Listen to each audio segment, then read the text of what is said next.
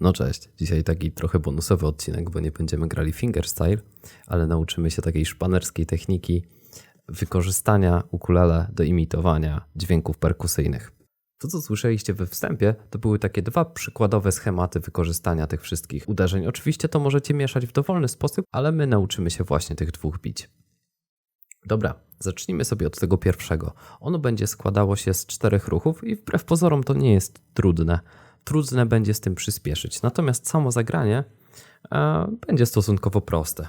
No to tak, pierwszy ruch wygląda tak, że kciukiem uderzamy sobie tutaj w mostek. Mam nadzieję, że nie mylę nazwy, to jest chyba mostek, ok.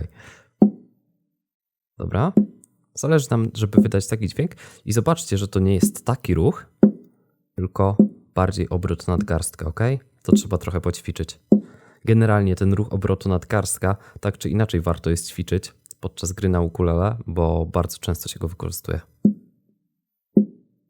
Dobra, jak już mamy to uderzamy sobie struny w dół. To jest zwykłe uderzenie, może trochę takie mocniejsze. Dobra, mamy na razie te 2 ruchy. Teraz dokładamy sobie trzeci, to będzie takie zwykłe pstryknięcie tutaj w dół pudła. Generalnie te instrumenty są do tego stworzone, więc nie bójcie się, że coś zrobicie swojemu ukulele. Ok, został nam 4 ruch, czyli uderzenie strun w dół znowu. Dobra, i jak przyspieszycie, to powstaje z tego bardzo fajny beat.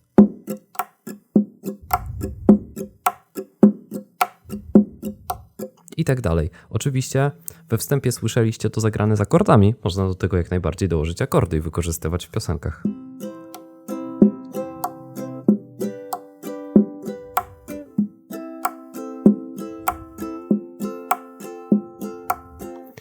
A przyspieszenie z tym biciem, tak jak mówiłem, może wam zająć trochę czasu.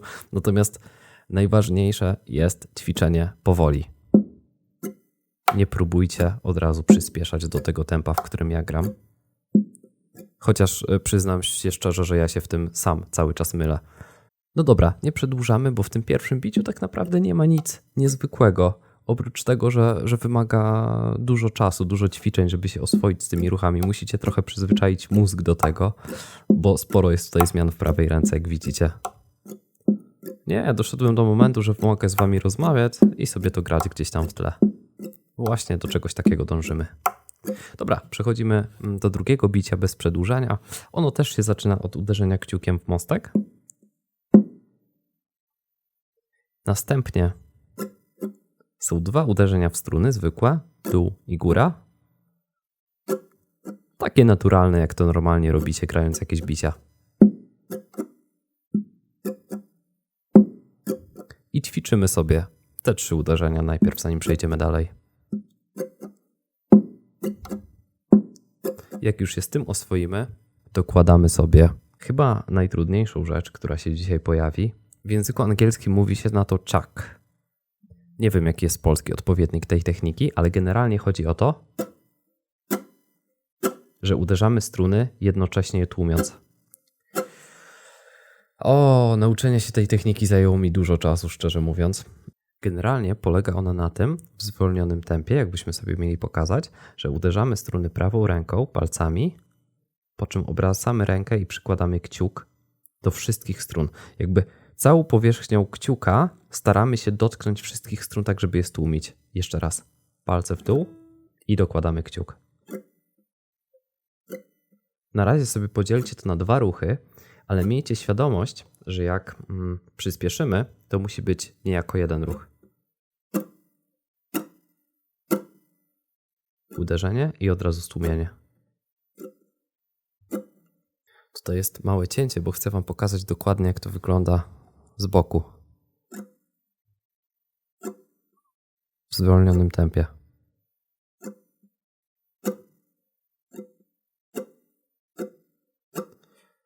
Żeby ta technika wam wyszła, musicie ten ruch zrobić naprawdę dynamicznie. Oczywiście na początku ćwiczymy powoli, dzielimy sobie go na 2, ale robimy to dużo bardziej dynamicznie niż zwykłe uderzenie w strunę, ok? 1 ruch. Palce, kciuk. No dobra, wracamy do standardowej pozycji. Jeżeli uda Wam się już wyćwiczyć ten czak, dokładamy go do wszystkiego. To znaczy kciuk, dół, góra, czak.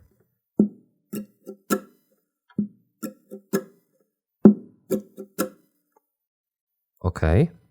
Teraz w tym biciu zostało nam ostatnie uderzenie, które na szczęście już będzie dużo prostsze.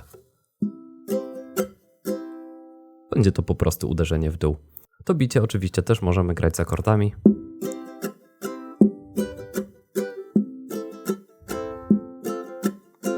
No brzmi to bardzo fajnie. I żeby nie było, że gramy to bez kontekstu, to może podam Wam przykład piosenki, w której możemy wykorzystać te dwa bicia. Mam tutaj konkretnie na myśli piosenkę Boba Marleya, No Woman, No Cry. W niej refren jest taki dynamiczny. Nie wiem, czy dobrze pamiętam, ale...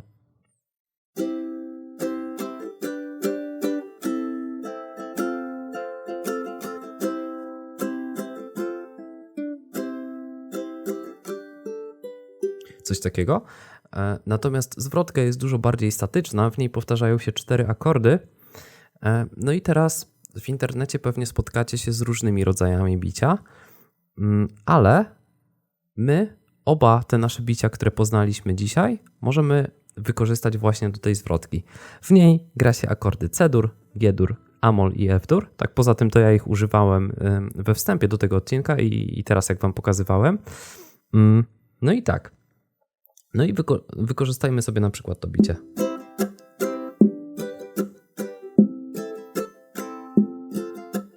Oczywiście śpiewanie do tego jest ekstremalnie trudne, ale jest możliwe i będziecie brzmieć naprawdę oryginalnie.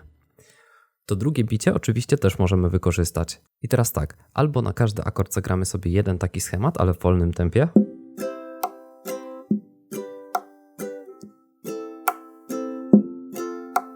I tak Wam proponuję grać. Jest też pewnie możliwość zagrania 2 takich schematów, tylko to już byśmy musieli naprawdę zwiększyć tempo.